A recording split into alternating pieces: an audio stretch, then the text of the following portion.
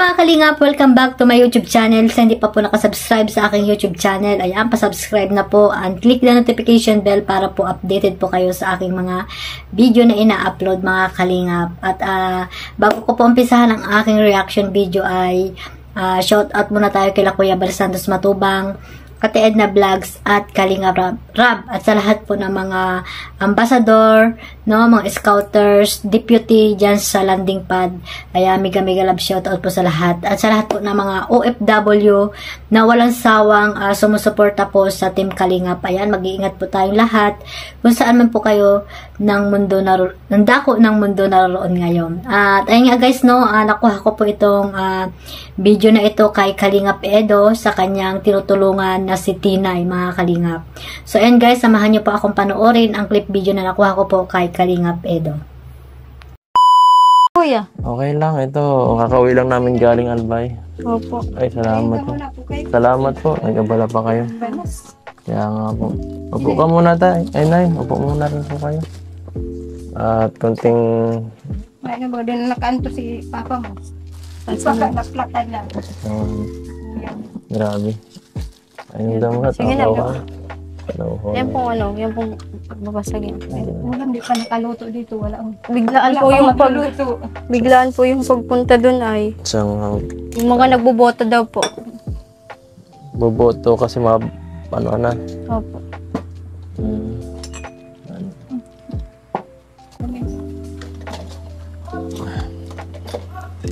Salamat. Kala ko po kanina pa kayo dito ay. Hindi ko po alam na mapunta kayo dito at di mo Nabasa ko kasi yung chat mo nung nakaraan. Kailan mo pa yung message? Matagal na ba yun? Video po ata.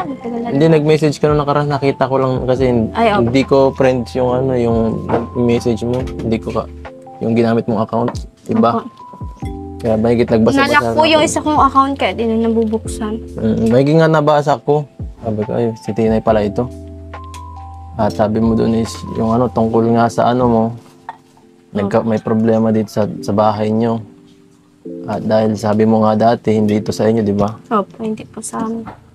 Nakikitara lang po. Kala ko sa inyo itong kabila, hindi rin pala. Yung lang po, kwarto lang po yan. Pero yung lupa po. Ay, lupa, yung pala, kaya pala. Nabili na po kasi yung lupa. Kaya obligado lahat po ng bahay dito. Magkano sana ang lupa nito? Eh, bilhin. lahat na po kasi ito binili ay.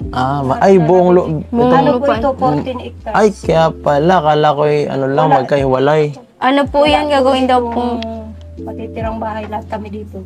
Civilis na bahay ang aalis dito. Isang buwan lang ang palugit sa amin. Gagawin parang gagawin pong farm? Farm ng manok. Kaya pala. Ubos dito ang bahay. Walang matitira po dito. Kaya maalis talaga kami dito. Wala. Ayaw po may mga bahay dito. Ayaw nung may-ari na Opo. Bagay, may lote naman po ako. Dito na lang po lilipat. So, yung maliit pong lote doon. Pwede pa pong pwedeng ilipat na mga gamit. Lipat. Yun na po yung ikakabit ko na muna. Para may matuluyan. Sige po, pagka siguro malipat kayo, chat nyo lang ako, Tinay, para makatulong ako man lang kahit paglipat, para di kayo masyado Sabi nga mahirapan. po ng kapatid ko, linggo. Bukas. Tatayo na daw po. Kasi meron na po ako doon pinadeliver na Inaayos nyo na po yung bahay. Order na po kasi ako ng mga gamit para merong maitayo na. May gamit na po kayo Para pang kung bukas talaga, hinintay ko din po yung buhangin na i-deliver kasi nag-order din pa akong buhangin. Kasi buhos po yung haligi. May pala po kayo? Na po? Saan po kayo kumuha ng pera nung dun? Savings nyo? Nangutang po siya. Nangutang po ako ng pera. Tapos binigyan naman po kami ng kaunti na para meron kami pang tayo ng barangay bahay.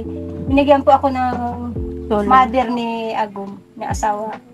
Siya Kasi po binayaran naman tayo naman po dito siya ng pag-alaga ng lupa.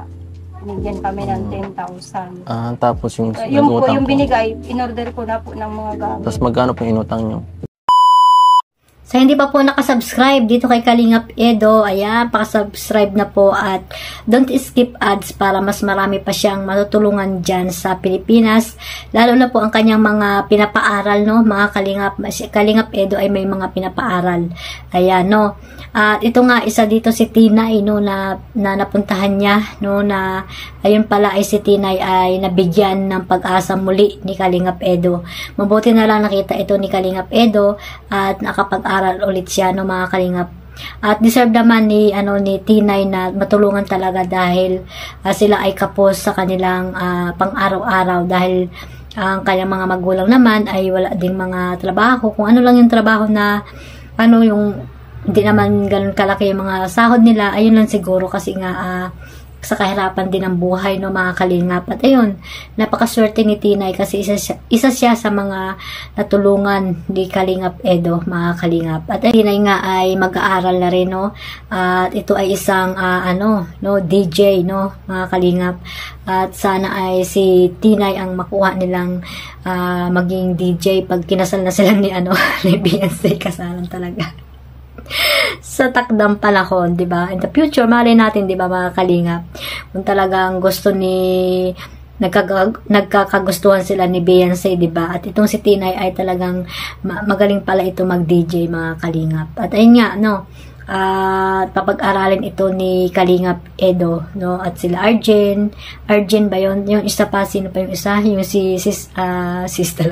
Miss Barbecue Girl, yun, Barbecue ang tawag ko, yung pangalan nun, Jenilyn ata or Jubilin, yun, basta yun yung mga tinulungan ni Kalingap Edo, no. Napakabait talaga ni Kalingap Edo kasi sa ganyang edad niya ay may mga matulungan na siyang papag-aralin, no, mga kabataang magkakaroon sila ng pag-asa sa buhay, ng mga Kalingap. At kung wala po si Kalingap Edo, sigurado na hindi po sila makakapag-aral. Siyempre, mag-working student lang muna siguro sila, or yung iba ay magtatrabaho na lang ng diretso, hindi na mag-aaral, no, mag-iipon muna ng kanilang gastusin sa pag-aaral, di ba? Mag-iipon muna sila kasi nga wala namang ibang tutulong sa kanila kundi sarili nila.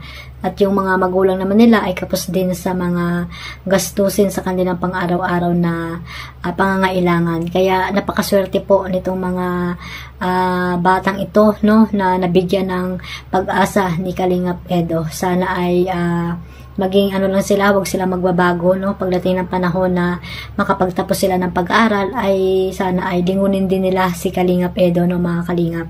At ito ay isa sa kanilang naging instrumento si Kalingap Edo para sila ay matulungan.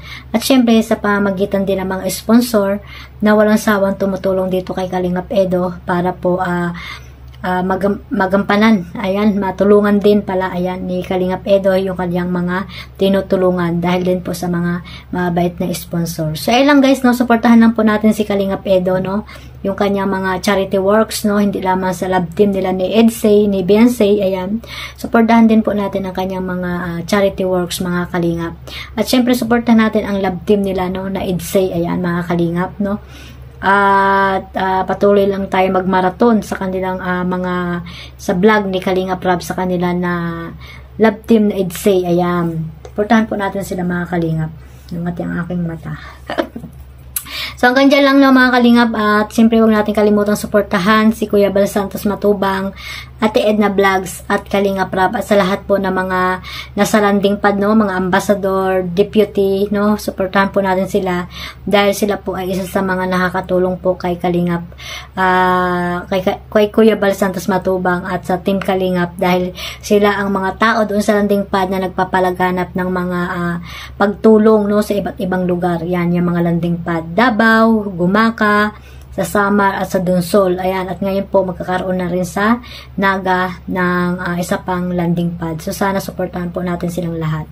At syempre Team Karipa, no, suportahan natin sila, yung mga reactor na mabait ng Karipa. At syempre ang inyong lingkod, Kalingap Maymay, maraming salamat sa suporta niyo sa aking YouTube channel. Ayan, One Family, One Kalingap. Mabuhay po ang Team Kalingap. God bless us all. Mag-ingat po tayong lahat. Bye bye.